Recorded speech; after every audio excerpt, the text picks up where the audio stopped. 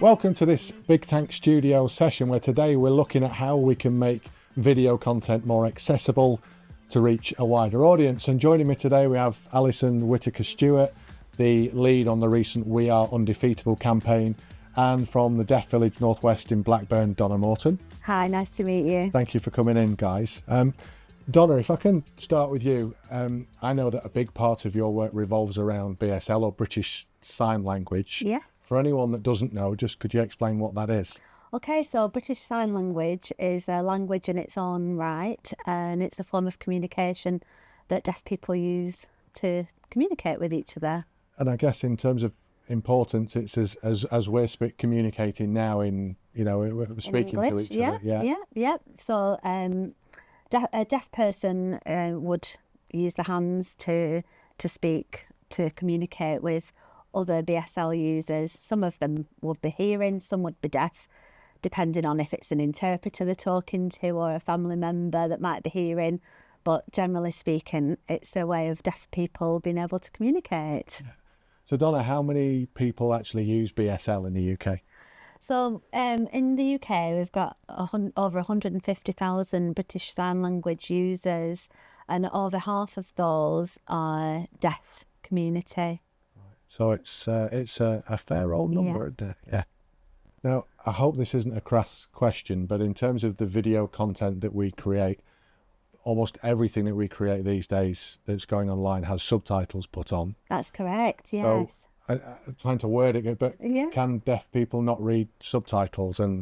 Okay, so no, it's a perfectly good question to ask, and it's one that we are asked quite a lot down at the Deaf Village, and the answer is yes, subtitles are useful for some deaf people who can read, who've maybe had reduced hearing over time, but for BSL users, native BSL speakers or users, subtitles are a challenge because subtitles are in English, and British Sign Language is a completely different language in its own right to English.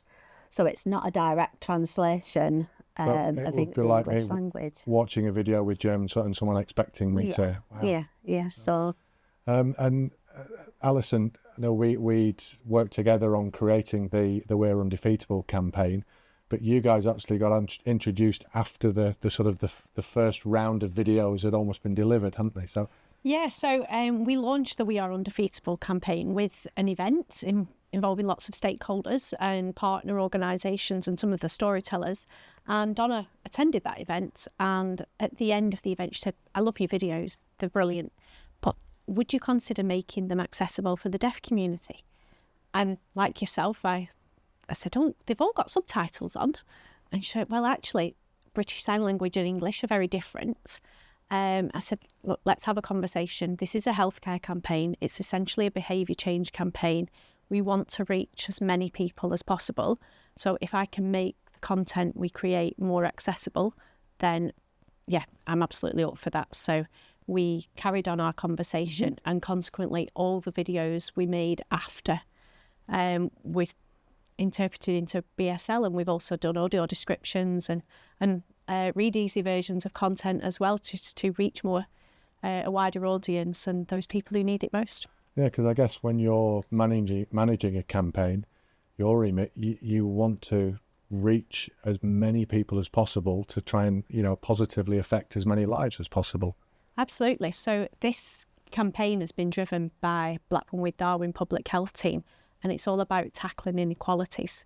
And those people more likely to have health inequalities are more likely to be the vulnerable people in our communities as well. And we need to make content accessible so that we reach those communities and go through partners like the Deaf Village so that more people see the content that we've created. So it's been a brilliant partnership, and yeah, we've been able to reach many more people. And it's not only been great for the campaign to get more visibility and more reach and more views, but the actual impact it's had on people who access the Deaf Village's support and services is phenomenal. And yeah, the impact on the deaf community has been quite impressive, and it's been an impactful campaign in terms of the deaf community. Physical activity and being able to engage in different physical activity opportunities is a challenge for the deaf community. Yeah. They can't just pick up a phone and ring a yoga class and join in with that, or a cycling club. They can't just turn up and join in because communication is a barrier. Do you find it's a common thing that people who can hear completely underestimate, like when we started to say, well, can you not just, read subtitles? Yeah, I think you don't know what you don't know, do you? And until we raise the profile of the importance of making campaigns and services accessible to the deaf community, people it's not that they aren't willing or they don't want to, they just don't know until they come across it. And it's really our role is to raise the profile of making everything that we can deaf accessible for the deaf community. And that's why we're really delighted that you've invited us in today, Rob, to talk about this, because it is such an important topic. And like Donna said, it's not that people and organisations aren't willing to do it, it's just the awareness around it, and actually how many more people translating your video into BSL can help. And if you're in marketing and you want to sell something, if more people can understand what the message is, then surely you're going to sell more products and such like. So, and it's actually quite a simple process. It wasn't difficult once you. I was going to say, first of all, 20 years in this business, thousands of videos we've created, and I think this is only the second project where we've been asked to put BSL on it. Yeah. So that's perhaps one question in itself to say, again, that sounds like massive representation, but absolutely, I could imagine that clients may say, oh, well, it's an extra cost, because it is an extra from a technical point of view, thinking where, the person who's signing is going to fit within the screen, and where do we need to put graphics and things. Although we found working with you guys, it was remarkably straightforward and put the subtitles on afterwards. But do you think it is a cost barrier why we don't see so much more content with signing on it? I don't think so, because if you're going to produce a video, there's so much time and effort goes into creating that video. Who's going to be in it? What content are we going to do? Where we're going to film it? That pre-production. Yeah. You assign usually quite a considerable amount of budget to create a really good video, and you said what your call to action is. Well, for us, we were charged £150 for every 2-minute video, which in the whole budget of video, 16 case studies we delivered, I think. So it for an extra £150 to make that content accessible, it's nothing. It's a fraction of the whole video cost. So, and if we need to be serving our communities, and I think we can all, no matter what industry, add an extra £150 to our budget so that more people, well, in my opinion, we can anyway. Oh, exactly. And so, Donna, I can remember, because I say I've been in this industry for many, many years, but where subtitles was seen as a nice to have, whereas now, because of the way we access content, and a lot of mobile content is watched without sound. Can you see a point, hopefully in the not too distant future, where BSL and signing is treated the same Absolutely. way? And I think in the leisure sector, you see quite often British Sign Language interpreters on many videos. If it's a concert, you put a concert on the television, and the sign language interpreters are on your TV screen. So I think really it's just a matter of time before we realise that for marketing that can be a similar situation, and it's easily done. It's not a difficult process.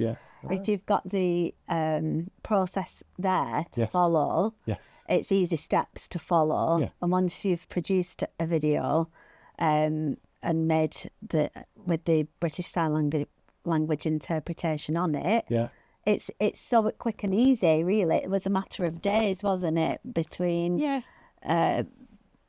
having I think we the sent the video master videos and- to you guys, and Yeah. you yeah. you So did that. you were aware that we wanted them translated. Yeah. As soon as Rob had made the edits, Yeah. it came to you.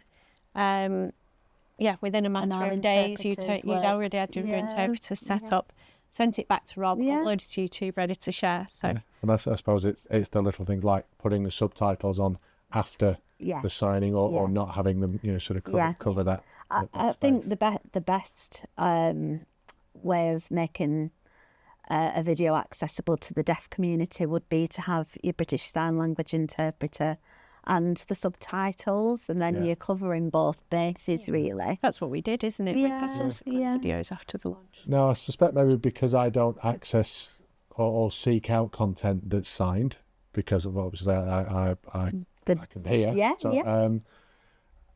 But I still feel there's very little content out there that has that on. Is that a misconception, or is it the case that it's massively underrepresented? It is underrepresented. Things are changing. Quite often on certain TV channels, you can go to like press the red button situation where Yeah. you can opt for a BSL interpreter to be on the screen, which is really useful for the deaf community, but also for people who are learning BSL like myself.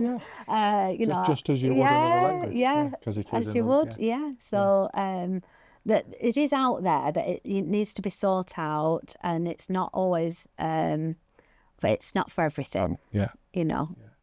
And Alison, obviously you're leading this project, and obviously we've worked together many times, and I know how driven you are to make sure that any content is created can be seen by as many people. In those sort of roles, can you envisage that people might be getting pushback from people who are assigning budgets to? Because I know it's only, we said £150, but over 16 films, or are the times changing for the better, that it's just a given that part of the budget needs to be allocated to BSL? Well, I think when people realise how many more people it can reach. Yeah. So in this circumstance, the Deaf Village have 11,000 followers on their Facebook group alone across the whole of the Northwest. We had the videos translated, and the Deaf Village, because they were healthcare messages that could be applicable to anyone, Yes. the Deaf Village were very supportive and put those videos directly, uploaded them onto Facebook, and afterwards provided us with the metrics so we could see what a difference they'd made. And in a matter of about 6 weeks, something like that, the 8 videos that went on added about 5,500 views. 75% of those were views from their followers, 25% of non-followers. Right. So inevitably, when you consider, would our videos without BSL have had that reach within that community? No. The answer they is wouldn't. No. So No. it's had a much wider impact because of BSL. And the deaf community are quite a close-knit community. And so if they've watched one of the videos, if a deaf member of the deaf community has watched a video with BSL on, they would then share it with their deaf friends, and their deaf friends would share it with their deaf friends. And this is how it works in the deaf community. Yeah. So by sharing it with at the Deaf Village through our social media platforms, our deaf followers would then go on and reshare within the community. From a marketing perspective as well, I think times are changing, because there's a new document just come out by the Government Communications Service, which it's a really easy document, and anyone who is in marketing, is in communications, I'd really advise you just to check it out, because it gives some really helpful tips and really simply done of how you can make your content more accessible. Yeah. And BSL is included in that document. But also we've got the web accessibility guidelines that are changing this year, where web content has to change to be more accessible. Yes. Yeah. Now, BSL, in my opinion, is part of that and should be part of it, particularly for healthcare messaging like what we've done. Yeah. So I think times are changing for the better, and just raising awareness is so important. And the impact again on the deaf community that making the campaign accessible for the deaf community, it's had a shift in actual what's happened with the deaf community in Blackburn with Darwin. They're now engaging in cycling clubs through the Deaf Village. A few films, didn't we, that had cycling? Yeah, so we now go down as a group to access That's amazing. A cycling club at Whitton Park in Blackburn. But you're also doing your lead walks as well, aren't you? We are. So it came from the deaf community themselves that they wanted to go to form a walking group, a deaf-led walking group where the people who are attending it can just sign and chat away as they're walking. Yeah. So we now have walking Wednesdays at the Deaf Village that we've put forward as an opportunity for them. And Donna, tell me about this outdoor gym that's being installed at the Deaf Village. Yeah, so today actually, as it happens, it's being installed as we speak. We've got an outdoor gym being installed at the Deaf Village, so that the people who come and access support at the Deaf Village can also access a gym and gym equipment, which ordinarily it's very difficult for a deaf person to access a gym of any kind due to health and safety, how to use the equipment safely, training times, everything is a barrier due to the communication barrier that deaf people face. Yeah. And they can come down to the Deaf Village, and we've got communication support workers on hand, and they can be part of the deaf community and keep fit. So what else can we do? We've got this content and it's signed. What other sort of things are you sort of looking at to help with accessibility? So a really quick and simple and easy way of making videos and other marketing things accessible to the deaf community is by using a QR code.